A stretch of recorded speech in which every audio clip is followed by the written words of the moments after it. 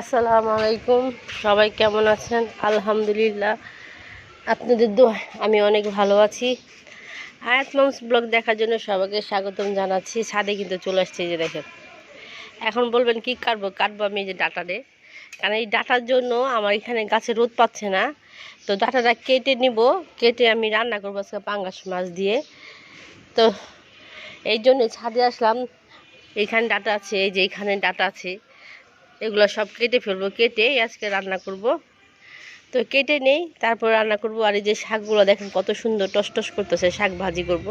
তো শাক ভাজি আজকে করব না, রেখে দিব, আরেকদিন করব। কিন্তু তবে ডাটাটা দিয়ে আমি রান্না করব পাঙ্গাস মাছ দিয়ে।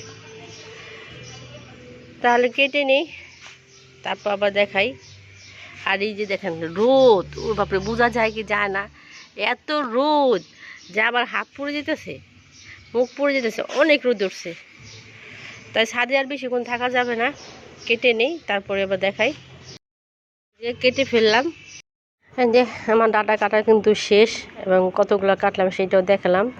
এই তো 3-4টা বা 5টার মতো হবে, আসলে আমি গুনে কাটি নেই। তো যেই কটাতে কেটেছি সেই কটাতে আমার হয়ে যাবে। আজকে আমি রান্না করব। তো কি রান্না করব সেইটাই এখন চিন্তার বিষয়। ডাটা তো কেটে নিলাম। আর আয়তে বাবা তো মাছ কেনা, সেইটাও আপনারা অনেকে জানেন। এই জন্য আমার বেশি প্রবলেম হয়ে যায়। আর মা আমি তো মোটামুটি ভালোই মাছ খাই, মানে পছন্দ করি খেতে। আমি কিন্তু কেটে ঘরে নিয়ে আসলাম। এই যে এখানে দেখেন কতগুলো হয়েছে টবের ভিতরে। এই যে আমি কিন্তু কাটা শেষ হয়ে গেছে, কেটে নিলাম ডাটা। আর শাকও কিন্তু তুলে নিয়েছি আমি, এই যে পাতলা পাতলা করে কেটেছি, দেখছেন। এভাবেই পাতলা পাতলা করে মাছ দিয়ে রান্না করলে, সাথে একটা আলু দিলে তরকারিটা কিন্তু খেতে কিন্তু অনেক মজা লাগে। আর এই পাশে আমি কিন্তু পাতাগুলো তুলে রেখেছি, যেগুলো আগার পাতা কচি, সেগুলো কিন্তু তুলে রেখেছি, ভাজি করব।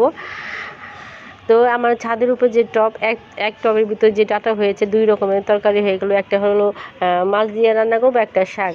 তো 2 রকমের হলো রান্না। আর এইগুলো বড় বড় পাতাগুলো আমি ফেলে দিছি।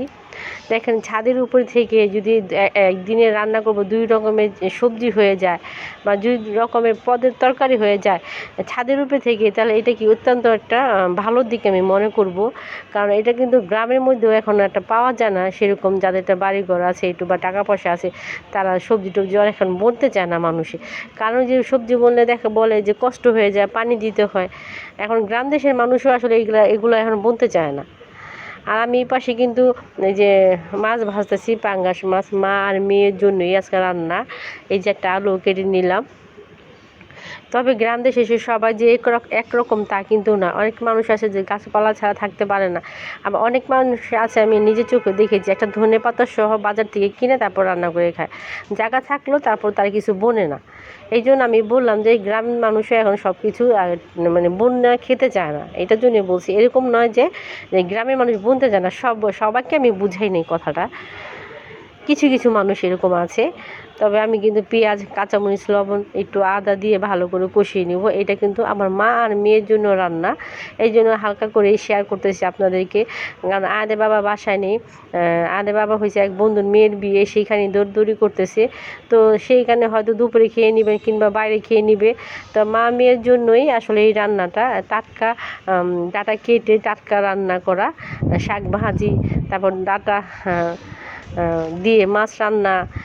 আমার তো খুব অবাক লাগতেছে মাঝে মাঝে। আমি মনে হয় যখন আমি সবজিগুলো তুলি, তখন আমার কাছে এত খুব ভালো লাগে যে আমি টাটকা সবজি তুলে তারপর রান্না করতেছি। এইটাও আসলে একটা কী বলে, একটা আনন্দ, একটা ব্যাপার। এটা সবাই পারে না, তবে আমি পেরেছি। আমার কাছে অনেক কিছুই মনে লাগে এটা। কারণ এর আগে কিন্তু লাউ গাছ বুনেছি, আপনারা দেখছেন। সেই লাউ গাছে কিন্তু অনেকগুলো লাউ হয়েছে এবং ভালো হয়েছে, এবং খেতে অনেক স্বাদ ছিল, যেহেতু টাটকা লাউ ছিল। আর এখানে তো ডাটা আছে, ভালো করে আমি এখন কষিয়ে নিব। আসলে কথা বললে অনেক কিছু বলা যায়, বলতে পারি বা বলা ঠিকও হয় না অনেক সময়। কারণ এত কথা বলে মাঝে অনেকটা কথা এলোমেলো হয়ে যায়। তো আমি ভালো করে কিন্তু কষিয়ে নিলাম। এখন আমি পানি দিয়ে দিব। তবে ভালো করে কষানো নিলে হয়তো ডাঁটার যে এটা স্বাদ সেটা একটু চেঞ্জ হয়, এই জন্যই আসলে ভালো করে কষানো। আর যেহেতু মাছ ভেজে রান্না করব, এই জন্য ভালো করে যদি সবজিটা কষাই নিই তাহলে কিন্তু খেতেও ভালো লাগবে। এই যে আমি মাছ কিন্তু ছেড়ে দিলাম, আমার ডাঁটা রান্নাটাও কিন্তু শেষ। আর কালারটা কত সুন্দর আসছে। এরকম তরকারি আসলে সচলতে কে না খেতে চাইবে, কিন্তু আমার আরে বাবা খেতে চাইবে না। সবাই খেতে চাইলেও সে আর আরেক দিকের মানুষ, সে এটা খেতে চায় না, সে কোনো মাছই খায় না, এই জন্য সে এই ধরনের খাবার খেতে চায় না। তবে আমার কাছে খুবই মজা লেগেছে। আমি যখন খেয়েছি দুপুরবেলা, সেটা আপনাদের সাথে শেয়ার করিনি, তবে আমার কাছে খুব ভালো লেগেছে। কেমন হলো আজকে শর্টকাট ভিডিও গাছের শাক দিয়ে, গাছের ডাঁটা দিয়ে রান্না। সবাইকে অনেক অনেক ধন্যবাদ। আসসালামু আলাইকুম, আল্লাহ হাফেজ।